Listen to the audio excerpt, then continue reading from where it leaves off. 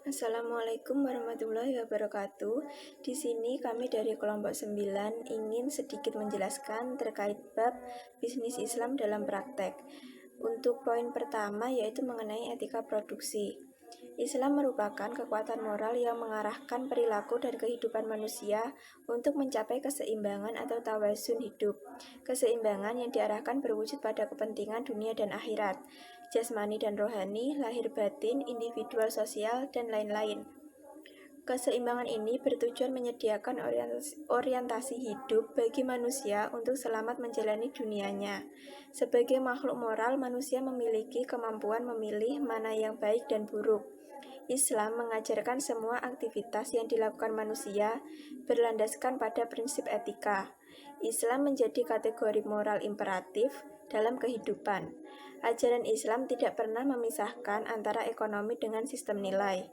Umat Islam dapat melakukan kegiatan apapun juga, namun harus diukur dengan iman dan etika. Islam membebaskan untuk melakukan kegiatan ekonomi berdasarkan parameter syariah. Sebagai ajaran yang komprehensif, Al-Quran dan As-Sunnah memuat banyak seruan, perintah, serta pedoman bagi manusia untuk mencukupi kebutuhan hidupnya, menjalani produksi dan pertukaran barang dan jasa, serta mendistribusikan kesejahteraan dan pendapatan. Tidak seperti konsep produksi konvensional yang menekankan pada motivasi produsen sebagai profit seeker atau profit maximer, di mana semua strategi, teknik, dan konsep produksi mengarah untuk itu. Konsep produksi Islam menambahkan motivasi produsen dengan penguatan moralitas dan tanggung jawab sosialnya. Walaupun tidak lepas dari motivasi mencari keuntungan, tapi kegiatan produksi bermakna lebih luas dari sekedar aktivitas ekonomi. Dalam Islam, motivasi produsen harus sejalan dengan tujuan produksi dan tujuan hidupnya. Jika tujuan produksi adalah meningkatkan kesejahteraan hidup secara halal dan berkah, maka motivasi produsen juga mencari keberkahan itu yang sejalan dengan tujuan hidup seorang muslim. Pada dasarnya, prinsip etika dalam produksi yang wajib dilaksanakan oleh setiap muslim, baik individu maupun komunitas, adalah berpegang pada semua yang dihalalkan Allah dan tidak melewati batas. Perbedaan paling mendasar dengan para produsen pada tatanan ekonomi konvensional yang tidak pernah mengenal istilah halal dan haram, yang menjadi prioritas kerja mereka adalah memenuhi keinginan pribadi dengan mengumpulkan laba, harta, dan uang, dan mengesampingkan apakah yang diproduksinya itu bermanfaat atau berbahaya, baik atau buruk, etis atau tidak etis. Dan syariat Islam tidak membenarkan pembuatan segala komoditas yang hanya bisa digunakan untuk hal yang diharamkan, atau mayoritas barang itu digunakan untuk berbuat dosa, walaupun sebagian kecil komoditas tersebut dapat digunakan untuk hal-hal yang diperbolehkan, sebab sebagian kecil dan hal yang jarang ini tidak bisa dijadikan pijakan baik bagi kaum hukum. Etika terpenting lainnya dalam melaksanakan aktivitas produksi adalah dengan menjaga sumber daya alam, karena ia merupakan nikmat dari Allah kepada hambanya. Setiap hamba wajib mensyukurinya, dan salah satu cara mensyukuri nikmat adalah dengan menjaga sumber daya alam dari populasi, kehancuran, atau kerusakan.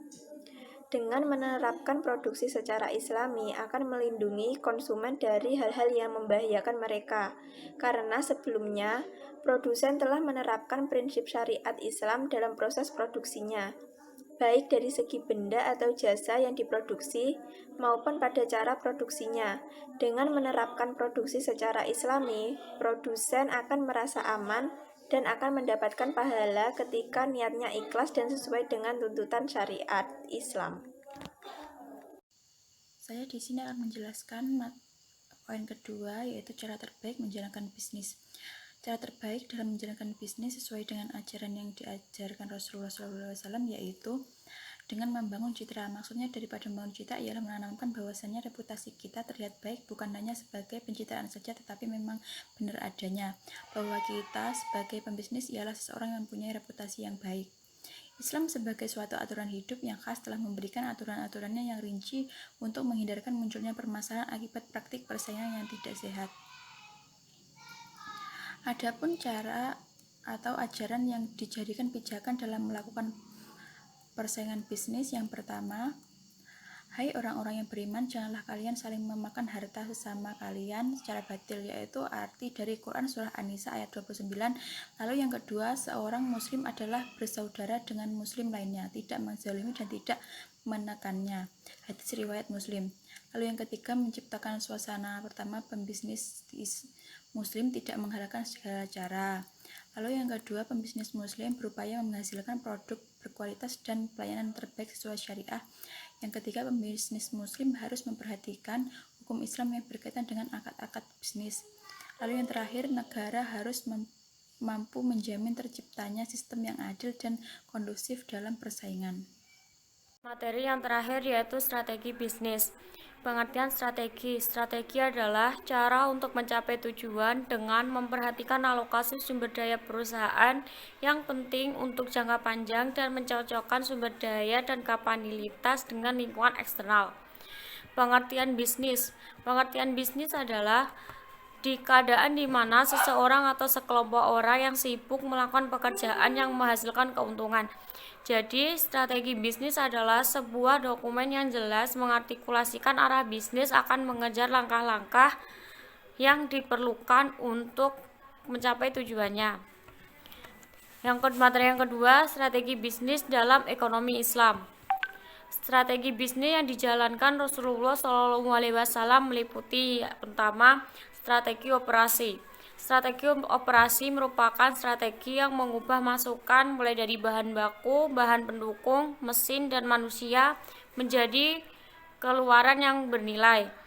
Sistem operasi ini harus dikoordinasikan dengan strategi pemasaran, strategi sumber daya manusia, dan strategi keuangan. Strategi operasi berkaitan dengan fasilitas dan peralatan, sumber daya dan perencanaan, serta pengendalian operasi. Yang kedua yaitu strategi sumber daya manusia. Strategi pengembangan sumber daya manusia yang Nabi Muhammad SAW yaitu merencanakan dan menarik sumber daya manusia agar berkualitas, mengembangkan sumber daya manusia, menilai kinerja, memberikan motivasi, dan memelihara sumber daya manusia yang berkualitas. Yang ketiga yaitu strategi keuangan. Strategi keuangan Nabi Muhammad SAW bertujuan pemanfaatan sumber daya keuangan untuk mendukung bisnis, baik jangka panjang maupun jangka pendek. Biasanya strategi keuangan ini mencakup penghapusan riba, spekulasi atau gharar, dan perjudian atau maisir dalam semua transaksi. Prinsip transaksi bisnis tersebut meliputi prinsip jual beli, prinsip bagi hasil, prinsip kepercayaan, prinsip sewa, dan prinsip kebajikan. Yang keempat yaitu strategi pemasaran. Strategi pemasaran meliputi segmentasi pasar dan pembidikan pasar, strategi produk, strategi harga, strategi tempat, dan strategi promosi. Pasar yang menonjol pada masa Nabi Muhammad SAW adalah pasar konsumen. Dan yang terakhir yaitu strategi promosi. Promosi yang dilakukan Nabi Muhammad SAW lebih menekankan pada hubungan dengan pelanggan, meliputi berpenampilan menawan, membangun relasi, mengutamakan keberkahan, memahami pelanggan, mendapatkan kepercayaan, memberikan pelayanan hebat, berkomunikasi, dan menjalin hubungan yang bersifat pribadi. Ekonomi Islam juga menerapkan promosi yang dilakukan, yaitu menawarkan, menginformasikan, menjual produk yang ada di pasar. Karena dengan promosi, masyarakat akan mengetahui keberadaan suatu produk ataupun jasa. Sekian presentasi dari kelompok 9. Jika ada salah kata dalam memberikan materi atau menyampaikan materi, kami mohon maaf. Sekian, wassalamualaikum warahmatullahi wabarakatuh.